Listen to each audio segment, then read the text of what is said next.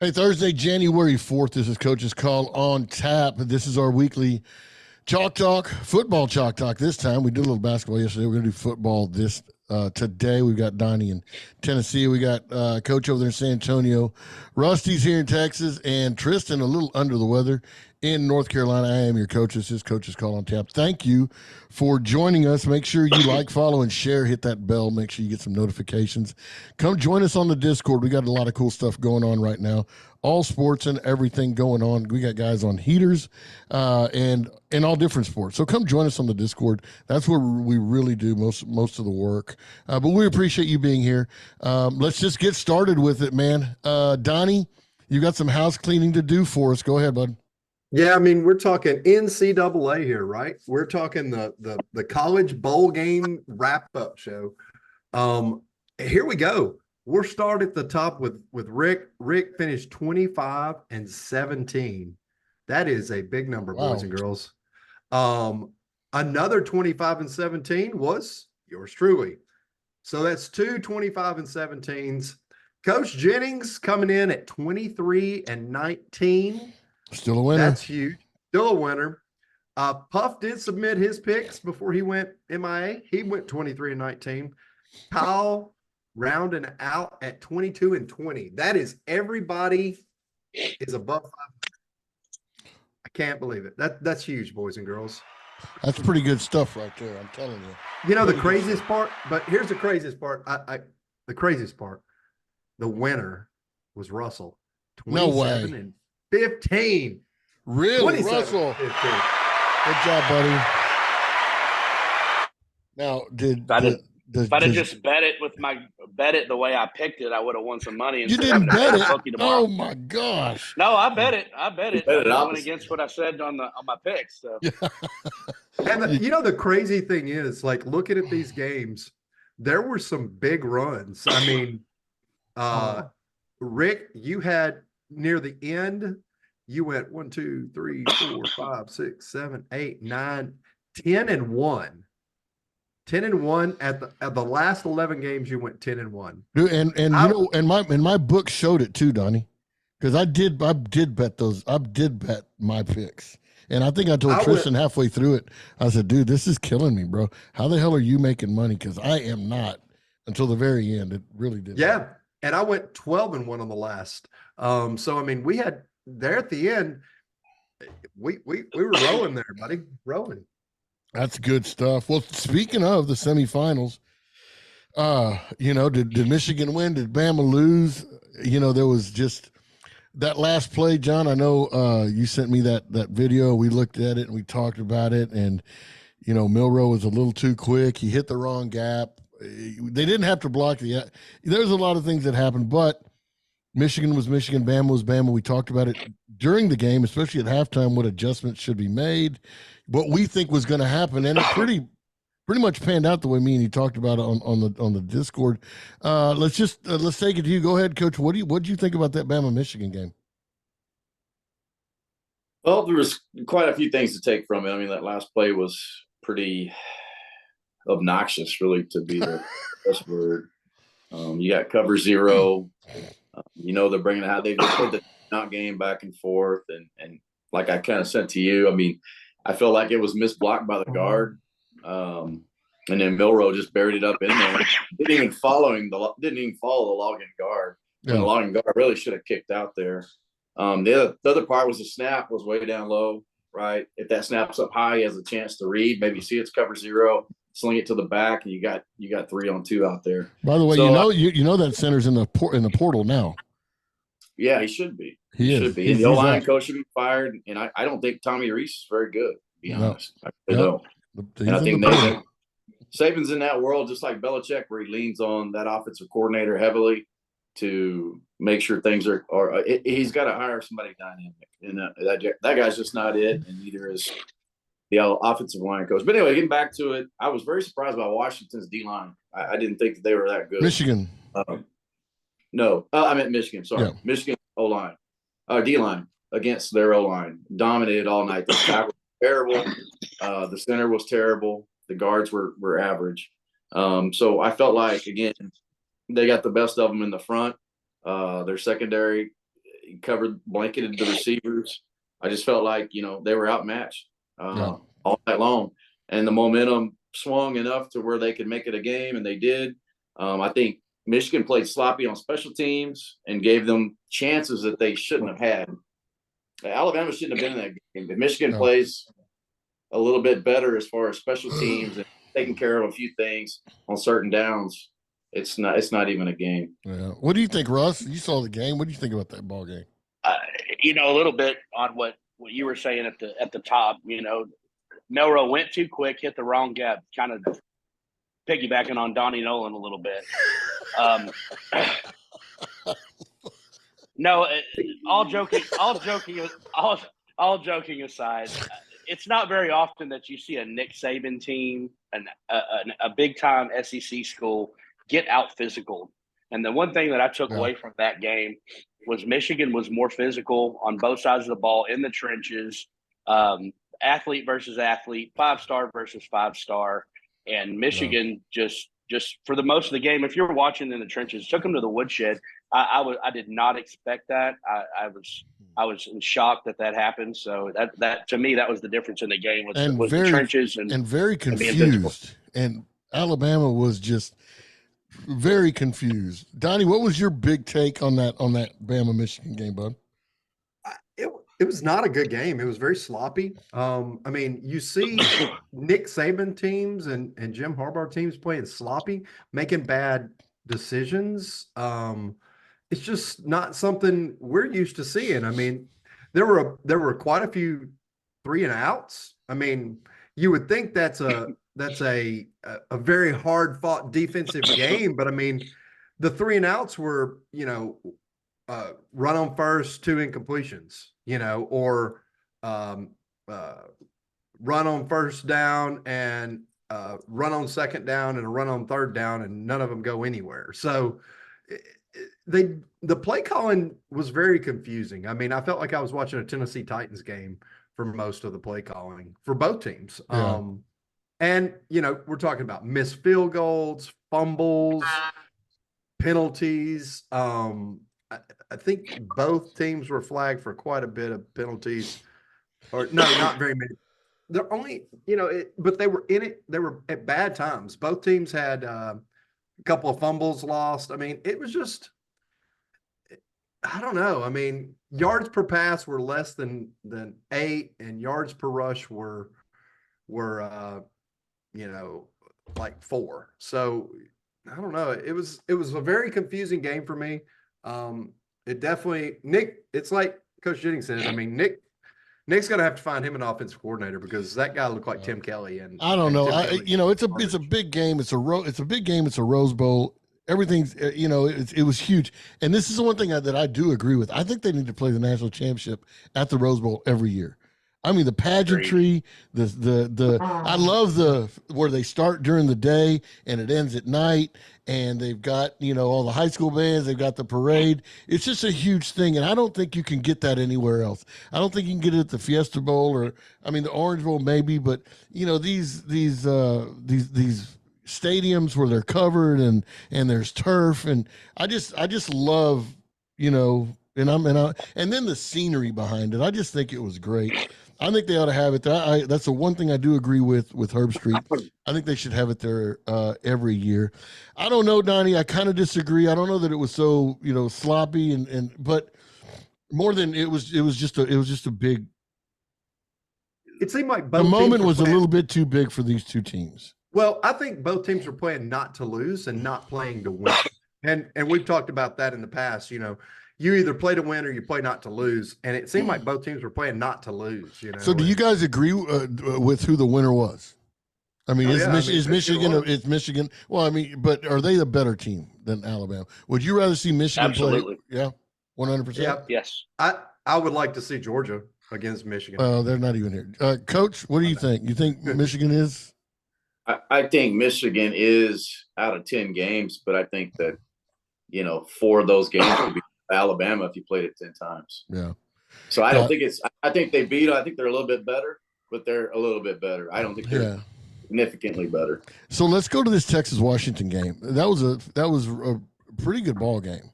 I mean, it showed a lot of the weaknesses that Texas had. It showed the weaknesses that Washington had.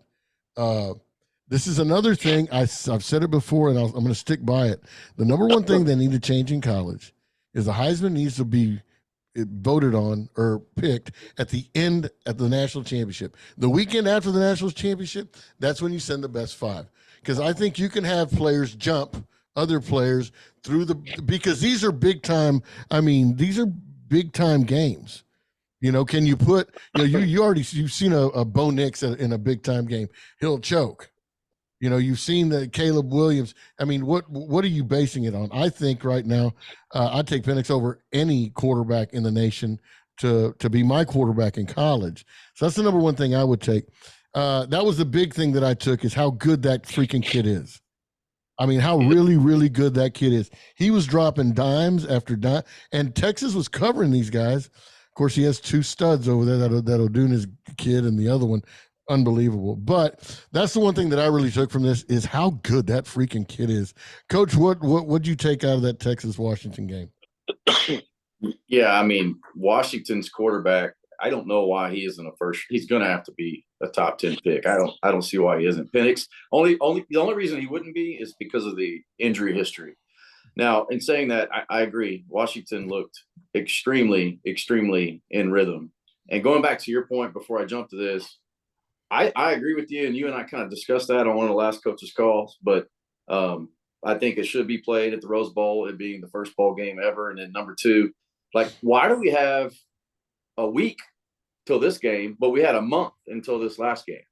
That makes no sense. Yeah. So to correct like the signing day and all that stuff, we should just after the championship games are played, 2 weeks later, play those playoff games. After that, the national championship needs to be played on the 1st or 2nd of January. Yeah. You know what I'm saying? And that just fixes all that shit. And then it's not okay, we had a month to prepare for these guys. Now we got a week to prepare for these guys. Yeah. I just think it's so unbalanced the way it is. But going back to what you're asking, I think Washington's has 3 NFL receivers.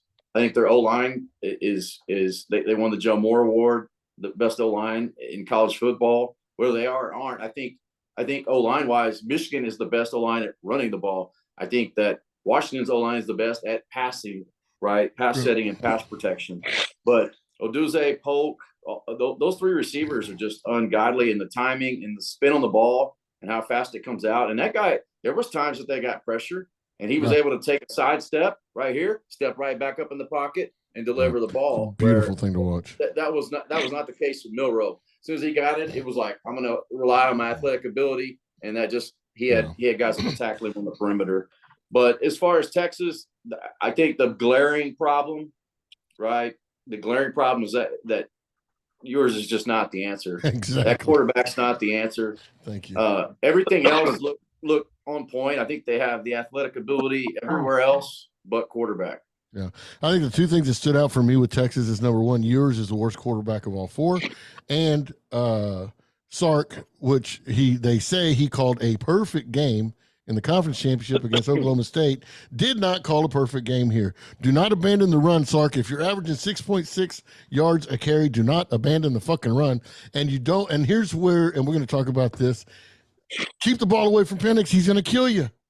He's the best player on the field. Don't let him touch it. Russell, what did you get out of that? What was glaring in that Texas? Totally agree with you. First of all, you cannot chase a team like Washington.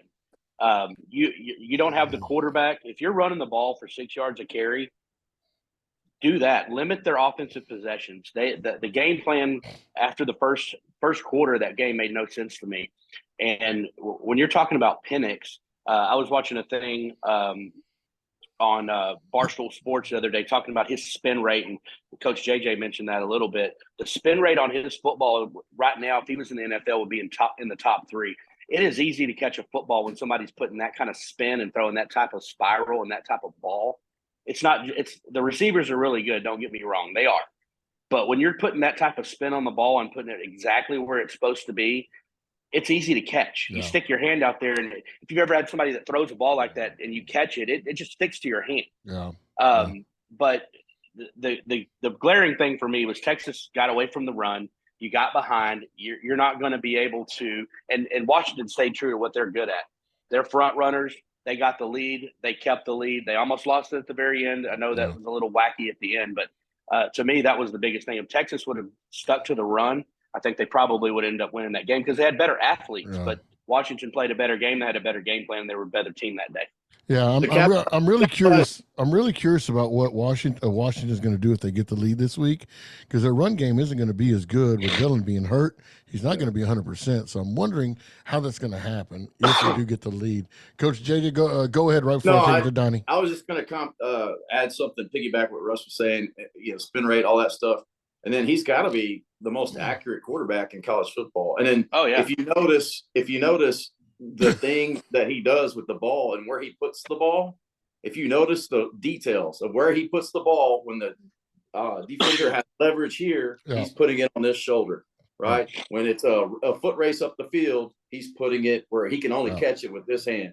You know what I mean? Well, he should. He's able to put it accurately. He's been playing. Yeah, he's been playing there for 8 years. He's like 25 years old, so he should. Donnie, what was glaring? What was the one thing that stuck out for you in that game? No, I mean, I think you guys have hit it on the head. Penix is an amazing quarterback. The only thing that gets me is I'm worried he's got that Tim Tebow in him. And when I say that, his throwing motion, while the ball spin rate's good and he's very accurate, he has an unorthodox throwing motion. He's also left-handed. That doesn't bode well in the NFL for some reason. I mean, we don't have a ton of left-handed quarterbacks that do very well. But it's the throwing motion. It's the lower body. It's got a lot of twist in it. It's got that same Tebow. It's not a quick release, but it's very accurate. I hope he does well. I really do. But if you want to know why he's going so low, it's because the pro scouts look at it and they go, his motion is unorthodox and his release is not very fast. So is he, the same thing that Tebow got criticized with? I hope that he does better than Tebow. I mean, I want to see him make that transition, but he's got a lot of similarities, and we'll see how it plays out. Coach, talk to me. We were both kind of shaking our ego. Go ahead. I just disagree. I disagree. It might be an unorthodox throwing motion, but the fact you could go over the last decade and find more than a dozen guys that had that problem. I don't think that's an issue at all. I think it comes back to the injuries. That's what I was going to say. I 100% agree. I mean, you can't get more unorthodox than the and his release is quote unquote GOAT, whatever Mahomes is, whatever his name is. Yeah. It can't be worse than that, or what's his name, the little garden gnome at Arizona. I mean, that's the one I was gonna. But they still have quick releases. The release point's really fast. It's really high. His is like Tebow. It's very much out in front of him. Well, I agree with. I kind of see your point, Donnie, and what you're saying. But you want to talk about somebody with an unorthodox.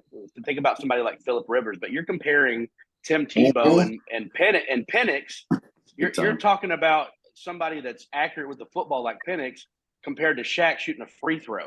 I mean, that dude's so accurate. And hey, take it easy on Tebow. I love my Tebow, man.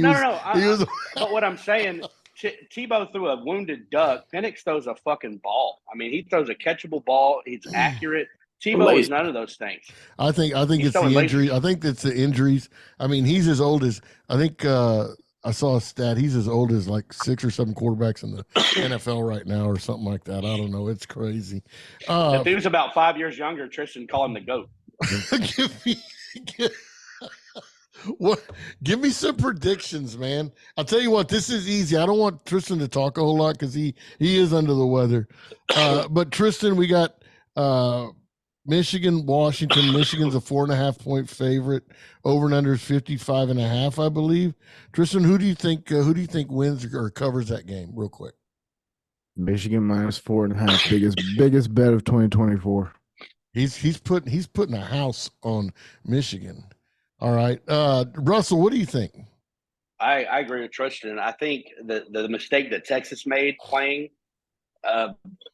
Again, Michigan's going to go in there. They got better athletes. They're more physical. They're not going to get away from what their bread and butter is. Their bread and butter is they're going to run the ball and they're going to play good defense.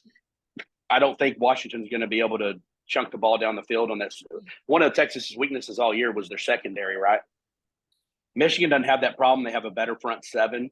I like Michigan. I think they probably win 7 to 10 point game. It'll be a good game till the fourth quarter, and I think Michigan will grind it out and win. Coach, what do you think about that? I'm going to go with Washington. And I just feel this way because the O-line is solid. I think that they have 3 NFL receivers. They had an NFL quarterback.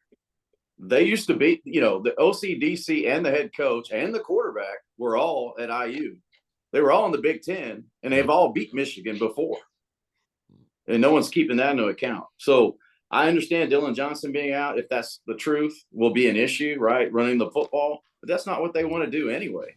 And then the other thing is if Michigan ever gets behind by more than 2 scores, I think they're not equipped to catch up. So you're going to find out, I think, in the first 2 or 3 series what kind of ball game it's going to be. Is it going to be a steamroll by Michigan?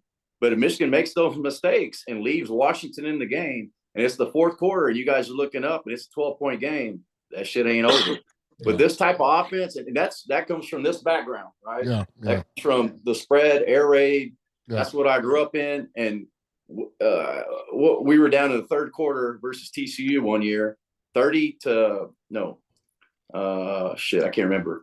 It might be 40 to 15. We came back and won 70 to 30 in one quarter. So what I'm saying is it's that this type of offense is that explosive where I believe in it. And again, you got the Joe Moore Award O-line. It's going to come down to, can that O-line hold up and give Penix time to get the ball out in 4 seconds? 3 to 4 seconds. Yeah, I think he only needs 3, really. So who's your pick? Michigan minus 4.5 or Washington plus 4.5? Washington 4.5. Donnie. I'm going to go with Coach here. I think that this game is going to boil down to offense versus defense. Washington has a much better offense. Obviously, Michigan has the top-ranked defense in the nation right now. But I think that Michigan is very ill-equipped to play from behind, especially with a team like Washington that can score prolifically. They have been playing that same type of ball all year where they're passing. They're getting speed at the corners and trying to get the deep ball, trying to get over the top. Michigan doesn't see a lot of that in the Big Ten. They're seeing ground and pound, rushing, Iowa, Maryland, Ohio State. Nobody's trying to go over the top on them. I mean, I think out of all the games they played this year, they played maybe 3 or 4 that were against teams that threw the ball. I mean, you're not seeing it. I mean, just their schedule alone, I don't see anybody on there that is a throw first team. I mean, you don't see it. So you don't see it. So I got Washington. I think they're just going to be able to throw them. I'm going to make this really, really short and sweet if I possibly can. Number one, Washington's offensive line is built to defend all the stunts and all the blitzes and everything that they threw at Alabama that Alabama wasn't ready for. I think Washington can cover that. I think Penix is good enough to get the ball out in 2.5 seconds, 2.5 to 2.9 seconds. Anything after that, he's going to have to move a little bit. But in about 2.5, 2.9 seconds, he can hit the deep out. He can hit the crossing routes, which Washington receivers aren't scared to catch at all. The crossing routes, they're built for that. And then you give him enough time, he can throw it over the top. Throw some screens or stuff like that. I think that happens. If Michigan does not stay with their 2 and 3 tight end sets, with their 12, 13, whatever sets, and pound the ball, it's going to be a long night. I said it before. If Washington touches the ball 8 times or more, Washington wins. If they touch the ball 8 times or more, Washington wins. It's that fucking simple. Michigan has got to control the ball. I don't think they can. I don't think I don't think they can do the 6 or 7. They're gonna want to throw the ball. They're gonna have, if McCarthy throws the ball. I think if he throws the ball 12 times or more, it's over. They're not going to let him throw the ball. If I'm the offensive coordinator, I'm not letting you throw the ball. Cora is my man. But with that being said, offensive coordinators are offensive coordinators. They got bigger egos than defensive coordinators. He's going to want to show his nuts, and when he does, it's going to hurt him. I like Washington plus 4.5, but I am going to bet it live. I'm not going to bet it pregame. I'm going to see how the game rolls, and I'm going to bet it live to see what happens and see how these teams go. So, pretty split decision around here. That being Hey, said, the other thing to think about is you got a week where you had a month. Yeah. In hardball, the system is the system at Washington. They have to scheme things more at Michigan on offense. Going to that, now let's go to this because this has been the big talk all the time. And Kyle, you're not here, but that's of your own free will. You're not here, but you said the SEC is not the best conference. They're overrated. It was proven because Alabama lost. A great statement. Stay in the basketball chat, Kyle. Thanks for joining us. Guys, who do you think is the best conference and why? I mean, you can't tell me because of one game. That's it. I had another guy, Irish, I'm calling you out too because you asked me to. He said the same thing. He said, they're 29-0. He was backing up our boy Tristan. He said, yeah, Georgia was 29-1 because they've had 2 years of a soft schedule. Okay, granted, that's it. We can go back and look at the last 10 years, how many different teams won. Who was the best conference this year? I think the Pac-12 was the funnest conference to watch. I enjoyed watching that, especially the circus over there in Colorado. And that circus is going to be fun to watch again next year. Dion and his boys are going to win another 4, maybe 5 games next year, but they're going to be fun to watch. It's not the Pac-12 anymore, though. So now what are we going to do? Who was the best conference this year in your eyes? Let's start with Tristan, because you got a one-word answer.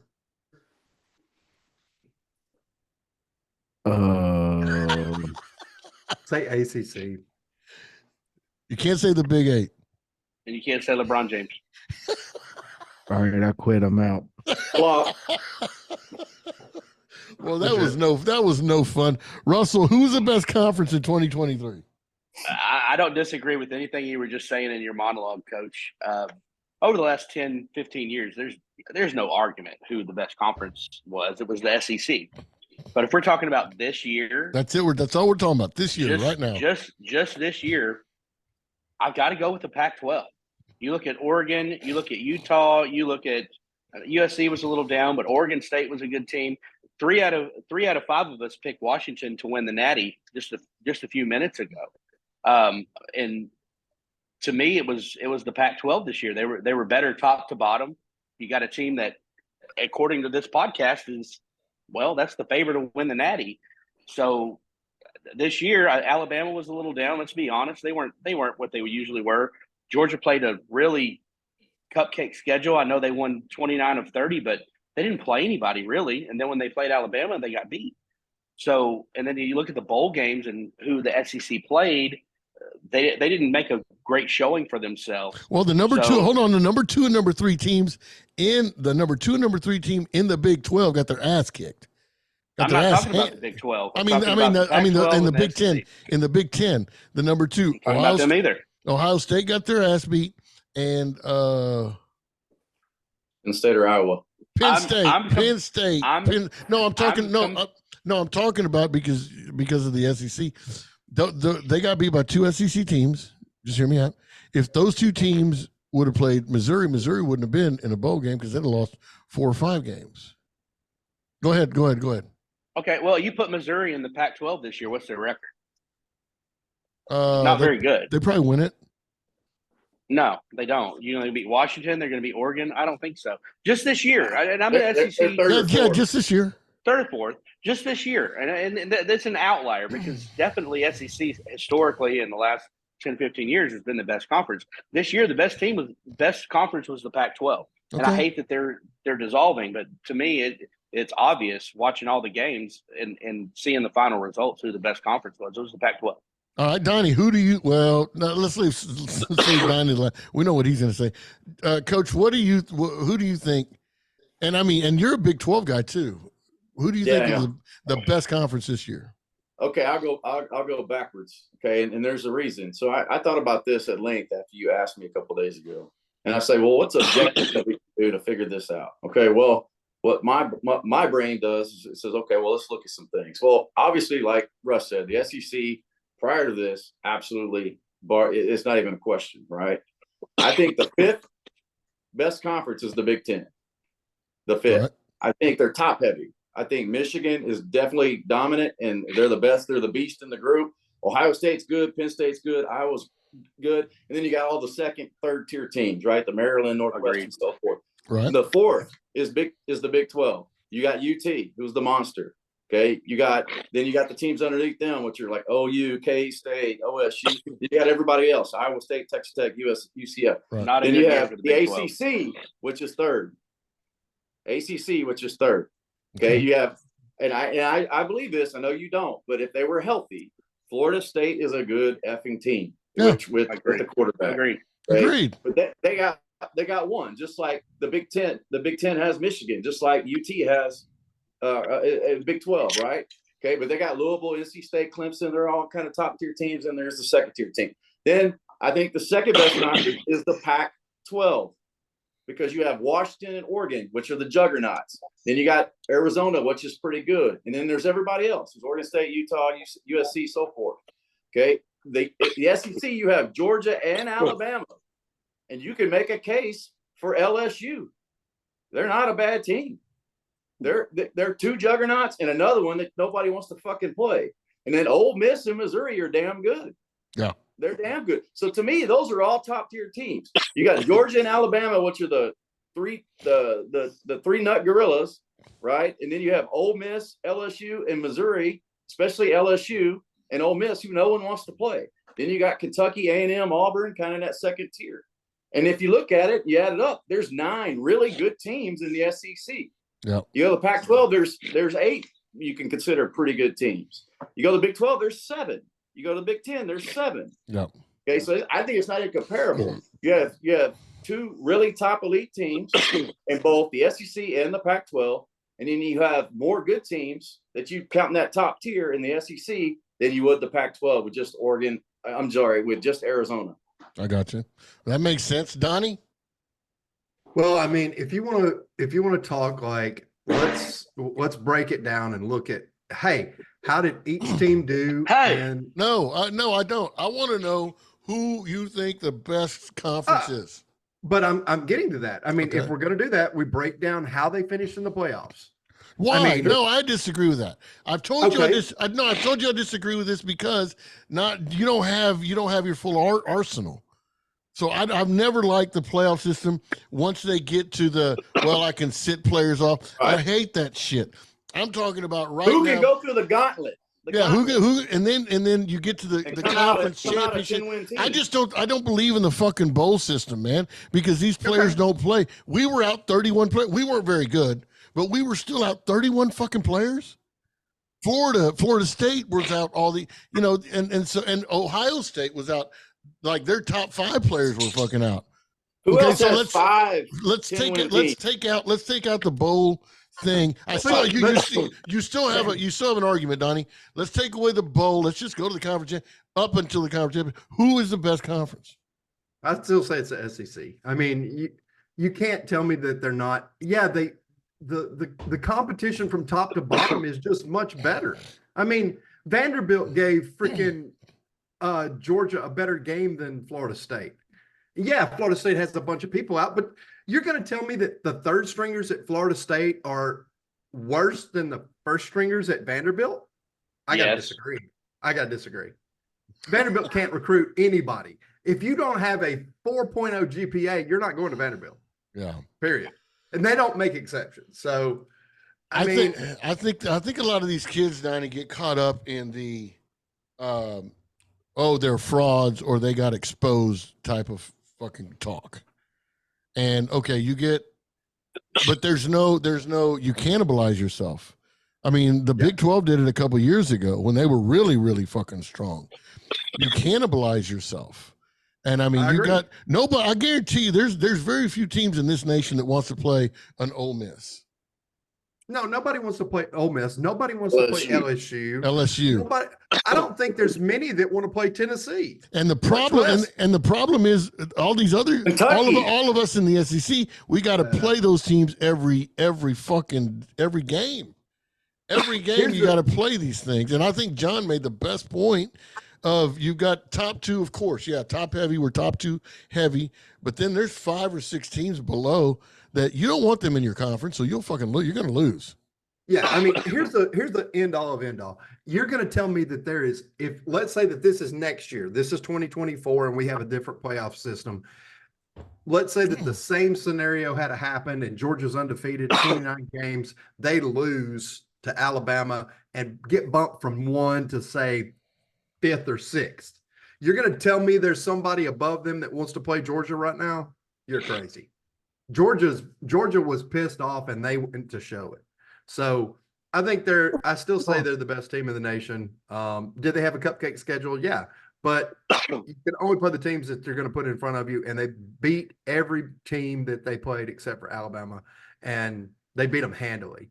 So I still say the SEC is the best in the nation. I think that this year, I agree with what Donnie's saying. But I think this year, what the SEC doesn't stand out the way it has in years past because purely of the quarterback play. The quarterback play is not as good top to bottom as it's been in years past. There was no doubt in people's mind before that. But now that the quarterback play has kind of dropped off, I feel like there's doubt. And I think Georgia Alabama play, you play 10 games and it's 5-5, right? All right, let's look at this. Let's look at this real quick. Tell me you want any part of this fucking schedule next year. You're going to start off with Clemson. You got a cupcake after that. But then you go to Kentucky. Then you go to Alabama. Then you got Auburn at home, Mississippi State at home. You go to Texas. Then you got Florida at home. You go to Ole Miss. Then you have Tennessee at home. You got a cupcake, and you end up with Georgia Tech. That's who fucking Georgia's playing next year. You don't want no part of that schedule. And there's no other conference in this league. There's no other conference in this league that has that. I'm sorry. Yeah. Kentucky, cupcakes. Well, you threw Texas in there. They were in the Big 12 this year. No, but so, I mean, but they're the SEC. They're in the SEC. We got 2 that are coming over here. All right, take them off. You got Kentucky, Alabama, Auburn, Mississippi State. The Big Ten doesn't have undefeated. The Big Ten doesn't have 4 teams like that they play. The Pac-12 didn't have 4 teams like that they played. Okay, take away Texas. Hold on. Take away Texas. Now you got Florida, Ole Miss, Tennessee. Those 3. Go ahead. All right, I'll do that for you. So Washington, go to Oregon. Yep. Go to USC. Go to Arizona. USC. Wait a minute. We saw you. You saw them play this year, right? No, they weren't great. They're horrible. But what I'm saying, they're Vanderbilt. They're not Vanderbilt. Please. They are better than Vanderbilt. Come on. No. All right, go ahead, Russ. You could put a schedule together in the Pac-12 this year that could equal what you were just talking about. I just don't think the team. Yes, you're right. Top heavy, and maybe you could put LSU in that conversation with those top 2 teams too. But the rest of it, I'm sorry, it's just not that great. It wasn't that great this year because I'm an SEC guy as well. I think the SEC is always the best. But this year, if we're talking about just this year, I think the Pac-12 has an argument. I agree. I'm with you. I mean, we're going to end this here pretty quick. I'm going to stand by what I said. My favorite conference to watch was the Pac-12. It's sad they're going away, but the Big Ten better fucking strap it up because I think the Pac-12 teams that are going to the Big Ten are going to take over the fucking Big Ten. Yeah, I think Harbaugh better go to the NFL after this. Oh, there's no doubt. He better go clean his brother's toilets after this because I think the Pac-12 teams that are going over there are going to freaking are going to take over the Big Ten. So I loved watching the Pac-12. I still think the top to bottom. And this isn't being a homer. It was one of our down years, but I still think top to bottom, the SEC is the toughest conference in the nation. The Big 12. I think you're a homer. The Big 12 is equivalent. If I'm a Baylor or if I'm Baylor, TCU, Texas Tech, it's just as tough as the SEC. If I'm there in certain years, but I mean, I still think I'm gonna finish with that. All right, guys, we pretty much got Washington. We got to get to our NFL picks and podcasts before I lose Tristan and all that.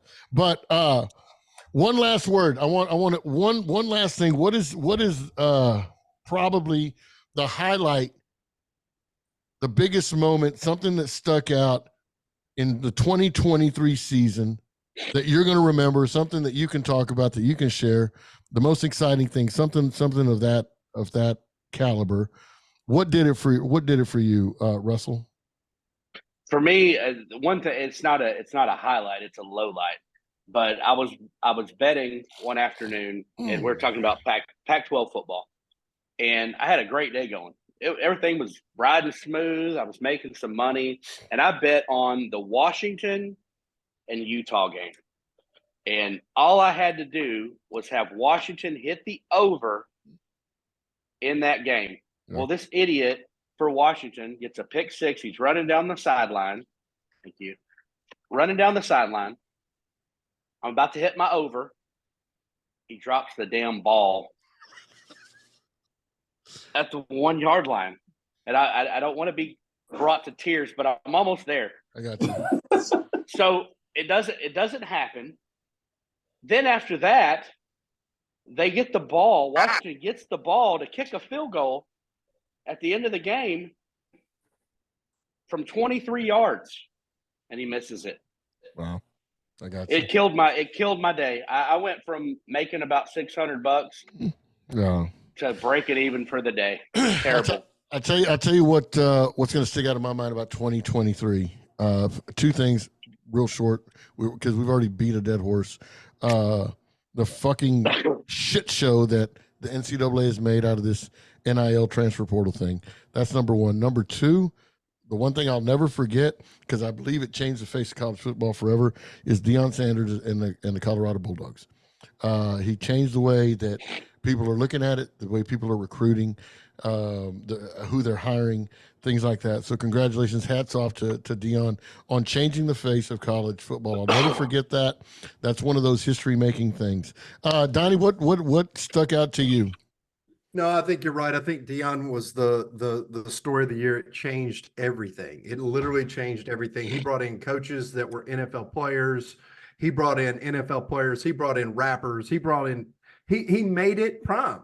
Yeah. He made it prime time. He called it the equivalent of the BET Awards. Yeah, his word. And I get it. That was huge. For me, though, it was such a disappointment to see Brock Bowers go down. I think he was on a run for a Heisman Trophy as a tight end. And even though, they probably weren't going to give it to him, man, he was making a strong case. He's a beast. He's going to be. I love him. He's going to be the Gronk in the next level. I love him. Coach Jennings, if you have one thing to tell your kid 20 years from now, and he asks you, "Hey, man, what was the biggest thing in 2023 that hit you?" What would it be? Well, it would be Deion, but not. That wasn't my first thought. My first thought was watching Bo Nix and Michael Penix Jr. play twice, which I think those guys are going to be guys we're going to see in the NFL on Sunday for a very long time. Yeah, I think that's going to be a lot of fun. I can't wait, and I hope it happens. Tristan, do you have one thing that you want to share before we go? They don't play defense no more in college football. Got a point. Thank you for joining in, Tristan. They don't play defense in college football. I'll tell you what we do is we play offense here on Coachescall on Tap. And we go at it, and we give you your opinion. You may not like it. You may like it. We don't know. But make sure you comment. Make sure you like. Make sure you share. Make sure you hit that subscribe button. Let us know what you think. Let us know what you like. Come in and join the Discord, because we're going to be betting. We're still betting. We're still doing a lot of stuff. Join the Discord. Doesn't cost you anything. We don't ask you for any money. This is all free plays. This is all stuff that we love to do. We're doing this because we love it. We want you to join in. Be a part of it. Coachescall, we're trying to grow the community. Help us get to 500, 600, whoever subscribers. Be a part of it. Make sure you join us. Tell everybody about it. This is your coach here on Coachescall on Tap. This is your Chalk Talk. Thank you, Donnie in Tennessee, Russell in Texas, Tristan, North Carolina, and Coach in San Antonio. Until next week, man, I hope all your tickets cash. Y'all take care. We'll see you later. Adios. Adios.